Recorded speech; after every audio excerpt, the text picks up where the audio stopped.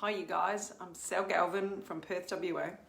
I'm just wanting to jump in today and cover some really good content, just share with you some really good content and tips on parenting MindFit Kids. I was very blessed to be asked to be a presenter on the Happiness Aid, and I did my presentation this morning at 9:30 in the Happiness Aid, and I wrote the presentation and I did it specifically for the Happiness Aid, which is a pretty amazing platform. Go into it and have a look if you're not part of that group. And then I thought that was such good content. I need to let the guys, like anybody that follows Sally Galvin, they know this as well. And I couldn't share it to my page. So here I am, round two. I can talk underwater anyway. I am so passionate about creating grounded, resilient, well-adjusted children reach their full potential. And any of you guys that know my story knows where that comes from. As a kid, suicide struck when I was 8 years of age. My father took his life. I went from the most magnificent, young childhood, rural upbringing in the wheat belt of WA to until it wasn't. It was the best childhood until it wasn't, when Dad took his life. And I was the eldest at 8. My next sister was 4, and then 2 and 7 months old. So my passion then has always been my interest has always been mindfulness or mind fitness. And from then I have gone and created multiple businesses that help people within the community and now globally, thanks to the internet, to do with anything to do with the mind and mindfulness, but more specifically a play on words that I do is mind fitness. And a mind fit child is a child that, particularly in children, because that's my real passion and my real purpose. So imagine if we were to create a generation of mind fit kids. Grounded, resilient, well-adjusted children reach their own full potential and have a truly fulfilled and happy life. Just imagine, right, in the idyllic world that we could create a generation like that. Then what would they grow up to be? Hi, Lisa. Thanks for jumping on. Nice to see you. What would those children grow up to be, and how would they parent their children? And so on and so on. And the ripple effect is what blows my mind and what gets me up every morning. So creating grounded, resilient, well-adjusted children, firstly with my own children, because I'm a mother of 4 boys. My eldest is 14, my youngest is 6. And then children within our community, and then children within the state, the country, and then children all over the world now I'm impacting, which is, oh my God, it gives me, I just get up, I bounce out of bed in the morning because I feel like I'm making a difference, which is so exciting. But what I wanted to speak to you specifically about today was creating resilient children, the toolkit to create MindFit Kids, actually. I wanted to delve deep into a couple of my tools. And I just wanted to also say to you, every child's different and every parent is different. And so there is never a one mold fits all, okay? And I'm not here to tell you how to parent. I'm here, hi Karen, how you doing? I'm here to offer you some tools that I use because I walk my talk. I don't just, some tools that I use and that are working for me. And they might work for you too if you choose to use them. And it's like a smorgasbord. You can pick what you like and use what you like. But you're probably doing most of what I'm going to say this. Most people that do follow me generally are aware, self-aware, and they understand the importance of self-awareness and awareness when they're parenting as well. So it's the most important job we do is parent our children. It is more important than we even realize. And that's why I'm so passionate about doing a good job of it. Hi Wayne, how you doing? Nice to see you. Good to see you jumping on. So I'm going to just jump in quickly to what my top tools are because they're good. They are good and they are proven, and a lot of them, well, the ones that are backed by science are backed by science, and they are, you can take it or leave it, see how you go. But the first tool, the most important tool, I just did this live in this content, I wrote this for the Happiness Aid. which is a private group, but they just need to do a check on you that you're not some stalker. And it's a pretty amazing group of people that are trying to make a difference and make their own selves and the communities around them, or it's a global platform, happier.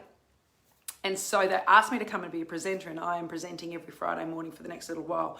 But I can't share it out of that page. So I am giving you the same content that I gave them. So the first tool I've got for creating MindFit Kids, not only to survive this COVID-19 craziness, but to thrive when we come out of it, or even thrive within it. The choice is yours. Everything's a choice, isn't it? And actually here in Perth, WA, we're so blessed to be in the most isolated city of the capital city in the world. And we are looking like we're coming out of it pretty good. It's good here. Things are good, aren't they, hey? So you guys interact, ask me some questions, tell me what you think as we go along here, because you'll all come in and join, get a cup of tea, come in and join. This is good stuff. Right, tool number 1, really important. Good nutrition for parenting a MindFit kid. Food affects children more than we know it. Yeah, a hungry child or a child high on sugar can't think straight and make clear decisions. And so, hi Sonia, how you doing? Nice to see you guys. A hungry child or a child that is high on sugar, like I just said, can't make clear decisions. I'm not going to get into the neuroscience of this, but the whole way the neural pathways connect, if things are not fueled properly with the right minerals and vitamins and nutrients, then it doesn't fire off properly. And a child's brain is developing as we speak, like it's at its biggest. It's all the neural pathways are working out where they need to go. And if it's not fueled right, it's like running a dirty car, an engine or a car on dirty fuel. It won't work. So be really aware of what you're feeding your children. It's like one of my main pillars for parenting, because if they're hungry or they're high on sugar, those sugar dips and highs and lows, they really, really impact the kids. So a well-balanced diet, 3 main meals a day and fruit or veggie in between will help your child maintain their physical and mental health. And rule of thumb, so I don't get too techo about this, but rule of thumb is if it's in a bottle, a jar, a packet, it's processed, and just leave it be. So if it's not in the cupboard, I don't use it. So when I go shopping, I just grab fresh or frozen, or fresh or frozen. If I can chop it and serve it and cook it, that is the way. Just as a rule of thumb, without getting too techie over, I just keep away from bottles and jars, because they're processed and they are, can you guys hear my kids? They are processed and they are usually high in sugar, and so they'll impact your kids. So like doctors often say, if there's behaviour issues with children, if you look at the diet first look at what you're feeding them nutritionally, and then look about what you're feeding them mentally. But I'll get into that in a minute. So good nutrition, really important. And if I don't have it in the cupboard, then you might be really aware of, I am really aware of what I feed my kids. I don't get too techie about it all, but I'm really aware of what I feed my kids. But I slip sometimes and I catch myself. Sometimes when we get so busy, I catch myself by shit food. And, and if it's in the pantry, it gets eaten. So I just catch myself on that one. These are tools and these are tips, okay? Number 1. The second tool, especially for now in COVID-19, the second tool is, and I'm only going to jump into this one quickly, I'm not going to go deep, is the safe, nurturing family environment. So right now, if you've got these 2 things taken care of, which I'm sure most of you do, but just be aware of it. Children need to know, first of all, they're loved unconditionally, and secondly, that they are safe. So firstly, that they are loved, and secondly, that they are safe. And if those 2 things are taken care of, then your child is balanced, and then you can take it from there and we can build on that. So they just need to know that they're safe and that they are loved unconditionally by their mum or their dad or their major caregiver, guardian. That's tool number 2. Now, tool number 3 is, I just have to have a sip. I talk really fast. I'm really sorry. I do talk fast, but tool number 3 is a really cool one. Tool number 3 is clear boundaries. Okay, so they're the clear boundaries. There's a box. It's like this. You draw yourself a box, clear boundaries. And within that box, those kids can go for their life. They can explore, do whatever they need to do within that box. But these are the non-negotiables. The boundary around the outside are those non-negotiables. The line in the sand that they cannot cross. You need to work out exactly what they are for you and discuss them with your partner or the other person that you're working, you run your family with. And discuss and work out what they are and set them as non-negotiables. And then you need to let your children know what they are. And let them know that they can go for it in here, but they can't step outside those boundaries. And if they do, consequences. It's as simple as that. So clear boundaries is really, really important. Rule of thumb with that, my rule of thumb with clear boundaries is say what you're going, if you say you are going to do something, then you must do it because your word is your bond. Do any of you guys agree with that? Your word is your bond. If you say you're going to do something, then you do it because your word's your bond. Simple as that. Clear boundaries. I was listening to a podcast the other day in the Happiness Aid actually, and the speaker was talking about a big strong tree, okay? Like imagine a great big tree and its roots are solid and secure and stable underneath the ground.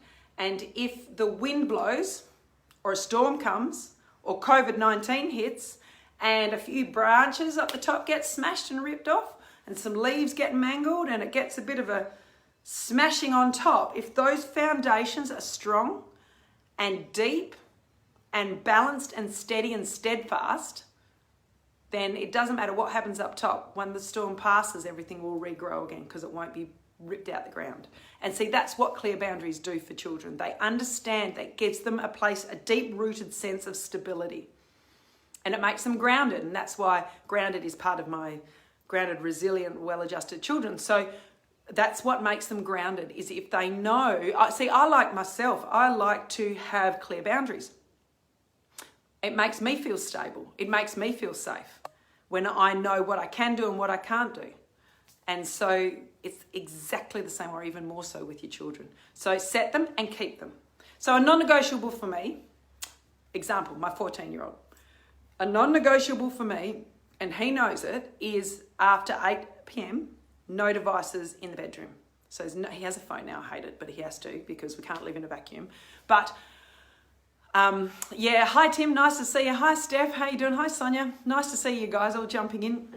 One of my non-negotiables, this is my, I was just saying to the guys beforehand, or you just have to watch beforehand because this is cool stuff. This is content that I put together and shared through the Happiness Aid this morning on a global platform, and I can't share it to my page, so I'm redoing it because it's worth listening to.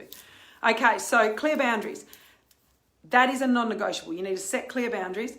That's a non-negotiable for me, and he knows that iPad and phone need to be up at the kettle and toaster, plugged in at 8 p.m. every evening. And if he still wants to be awake for some reason in his bed, he can read a book or meditate or something.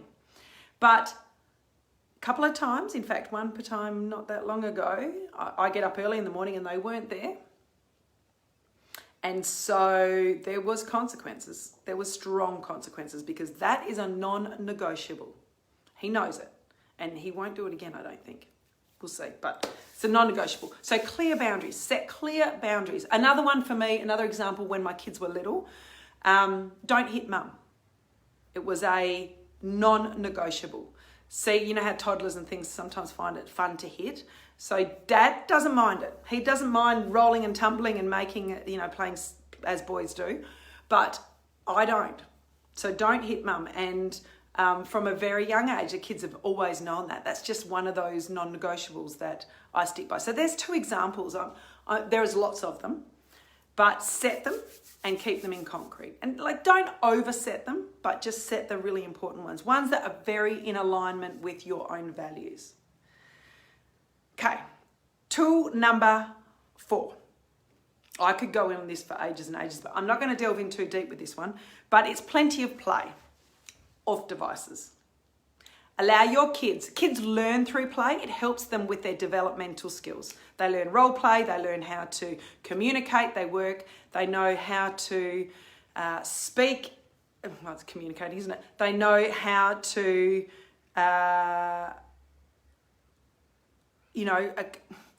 overcome, improvise, adapt, and overcome. They learn how to work in groups. All important life skills are learned through play. So please don't rob your kids of that really important time by letting them hop on devices. Because if your kids are anything like mine, and I think most kids are, if they have the choice, they will hop on a screen. But if you don't give them the choice, if you just leave them out to play, then they will play and they'll role play, and it will help them so much more with their developmental skills. So don't rob them. Play is so important. We underestimate. A lot of the time, parents think that play is a waste of time, but it isn't actually. There is a reason why children naturally want to play. It's the circle of life, and it's nature, and it's the way we need to. Hey Donna, how you going? Nice to see ya. So, rule of thumb, have device-free areas in your house, and like bedrooms and dinner table, and device-free times like dinner time. So that's just a rule of thumb for me. I didn't want to get too deeply into that, but I did. So tool number 5 is a good one for resilience building. I just need to have a drink of my cup of tea because I'm flat out chatting all the time. Tool number 5, don't overparent. This is a good one because in today's Western world, we often overparent. It is socially accepted it's what's portrayed as good parenting is if we do everything and it's perfect. And it's portrayed in, media, social media, news, books, videos, movies, the whole lot for us. And so we often overparent, and I am a good one for this one. And I catch myself up on it all the time.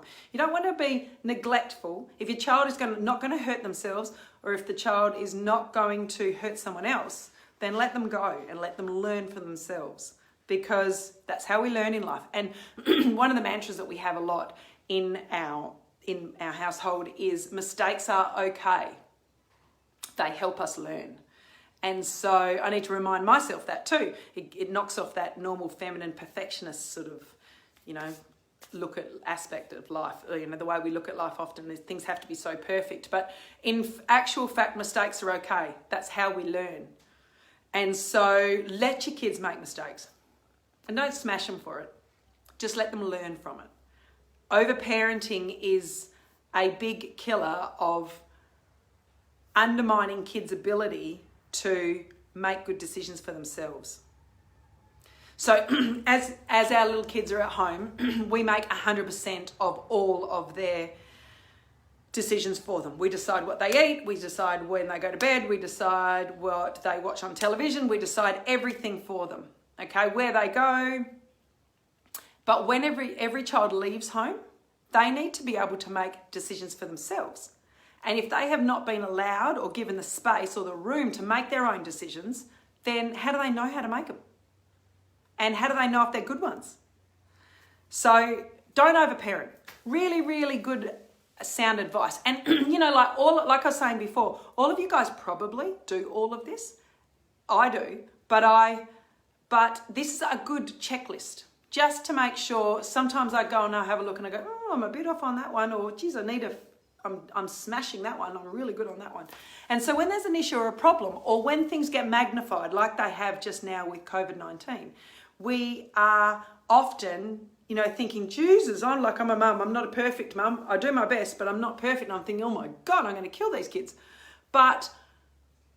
And so I look at these things. I get out this toolkit. I've just got a list of these things, really. This is the way I live. This is the way I parent. And this is the way a lot of women in my community do the same. And we have found it to have huge, huge positive effects. So, tool number 5, don't overparent. I didn't even mean to go that deeply into that one, but I did. So tool number 6, this is my favourite.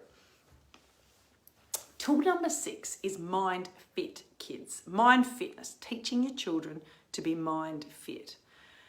Now, mind fitness is my play on words because mindfulness, and we understand that there is.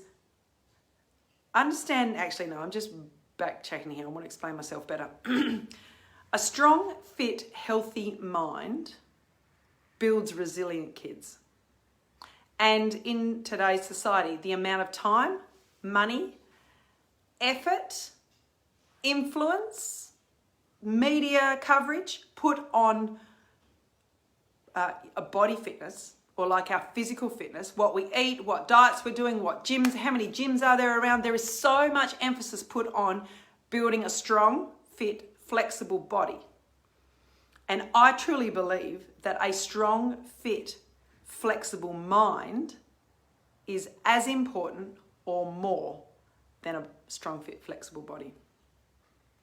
And so it is my passion and purpose to encourage mind fitness for children. So it's not just meditation. It's not just affirmations. It's not just a positive mindset. It's not just teaching resilience. It's not just teaching children the way the mind works. It is all of those things and more put into bite-sized chunks that children can digest and understand, and teaches them or helps them, gives them the tools to create a strong, fit, flexible mind. And you'll find they can achieve whatever they want to achieve. And a MindFit kid has the ability to know exactly who they are and what they stand for, and stand in their own power, know where they're going, steadfast with their goals, and flexible with their approach, which makes them resilient. And they lead a strong, fit, flexible mind will help you to lead a happy, more fulfilling, more joyful, deeper relationships, deeper meaning in family, prosperity, the whole lot. A mind-fit child will reach their full potential in whatever aspect it is that they are wanting to, because they understand the power of the mind. So, rule of thumb with this one, okay? Teach your children to meditate three quick breaths a day. Just teach them to calm, still, and center the mind, and reset and keep going. So that's just like a drop in the ocean of what a MindFit kid is, a holistic, full MindFit kid. But it's a good start, and it's a rule of thumb, and it's nice and easily basic and easy to parent. So a MindFit kid knows, there's gratitude, there's empathy, there's resilience, which I've said. There's so much to it. But tool number 6, mindfulness, mind fitness is what I actually prefer, because mindfulness sounds too woo-woo, too hippie, too out there, airy-fairy, rainbows and bright sparkles, and it's actually not that. It's backed by science, neuroscience, the way the brain works, and how we can use that to our best advantage. So mind fitness is what I can talk about underwater, and I've put a whole program together for that. But that's tool number 6. So tool number 7. Tool number 7 is actually, it's about bullshit parenting. Excuse me for swearing, Facebook. Hi Gemma, how you going? Nice to see you. Just jumped on. Tool number 7 is lead by example. This is it's the most important and the most influential, parenting toolkit that you can, that you really need to pop in your pocket and keep it there to use all the time, because your children know when you are saying something and doing something else. You know yourself when your parents did that to you. Children have got a fabulous bullshit filter, and they know exactly when something is bullshit, don't they? You have a think about it yourself. You know when you have told your child to not take their devices to bed and you take yours to bed. It's just bullshit, isn't it? If you told your child to eat a well-balanced meal, or, serve them up a proper balanced meal and you're eating shit. That's just bullshit, isn't it? That's just bullshit. Or another one is you tell your children, explain to them it's really dangerous, or don't text while you drive. And you do it. Our children follow what we do so much more than what we say. And one of the main reasons that I've really, this isn't actually in the script, but I'm going to share it with you guys too. One of the main reasons that I've stepped way outside my comfort zone and lifted my whole business and social media, and I didn't even know what Facebook was a couple of years ago, and do presentations and speak on stage and impact and influence and put programs together. This whole thing has been because my children are talented in each of their different areas, and for mum to say, yes, you go, boys. One of them is in fact more than one, but is really talented in AFL. And I say, go boys, yes, I'll back you every minute, all the way, chase your dreams. And I'm not chasing my dreams? Then that's just bullshit, isn't it? That's just absolute bullshit. Bullshit parenting. Facebook's not going to get me very good on algorithms right now with all my swearing. Sorry. But yeah, lead by example. Your kids know it. You know it too. You need to live in integrity and do what you say you're going to do, and show your children. Don't just tell them, how to live their best life. So if there's some part of their life that you aren't agreeing with, have a look at your own, because they're often a reflection of us. In fact, they always are.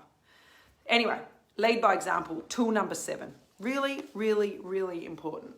So, pop a comment, tell me you guys, ask some questions, see if I can help. When I did this in the Happiness Aid, I had a ton of people asking me questions. So they're not popping up on this live though. Maybe they will later, but pop them in and I'll get back to them and answer any questions you guys want. Right, tool number 8. This is like a bonus tool. It's not really a tool. It's just have fun. Have fun with your kids. Life's too short not to have fun. And we get so caught up in the busyness of society and the way we have to conform that, hi Shelley, how you doing? Nice to see you. Hi Christy. That we often get caught up in adults with all the pressure society puts on us and all the pressure we put up on ourselves, and we often take life just way too seriously. Life is short. Life is too short to take too seriously, so have fun. Have fun and play with your children. Think back to when you were a kid and put that lens on. See the situation through the eyes of a child every now and then. That's a really good way of bringing a bit of spontaneity and being present in the moment and fun and joy into your life. Especially we are all so, it's really magnified any issues that we've had within our families being in COVID-19 right now, because, we've had to be stuck together for a long time and not allowed out to speak with other families, face to face. So if fun is something you guys need to work at, then work at it. And a really good rule of thumb for that one, as parents, is laugh at your mistakes. Laugh at yourself. Remember, mistakes are okay. Everybody's doing the best they know with what they've got, best they can with what they know at the present time. Mistakes are okay. And if you make one, laugh at it. Laugh at yourself. And let your kids see that. Let them join in, because it is okay to make mistakes, and you're leading by example there too, which is a good one. It takes the pressure off everybody and it makes life more fun. Life's too short not to have fun. So, I hope that helps you guys. I really wanted to share that with you because I didn't think it was fair that I would go to that work and share that within the Happiness Aid and not share that with you guys. So that's it there. I couldn't share it through from my private group to my platform. So I shared it with you guys now. So I hope that helps. I'm proudly presenting in the Happiness Aid again next Friday morning at 9:30. If you guys have ever wanted a cool group to hang in, check it out. It's amazing. It's absolutely amazing. I love it. I've got so much good stuff from it. And I will be in there for quite a while now on a Friday morning talking about MindFit Kids, actually, because that's my passion. You guys know why, because most of you know me and know my story, know why I am inspired and passionate about creating grounded, resilient, well-adjusted children. So, anyway, if you think this is any good, share it on. And if you are looking for a cool group to hang in, come and hang in the Happiness Aid. I really like it. Thanks for watching, you guys. Ciao for now.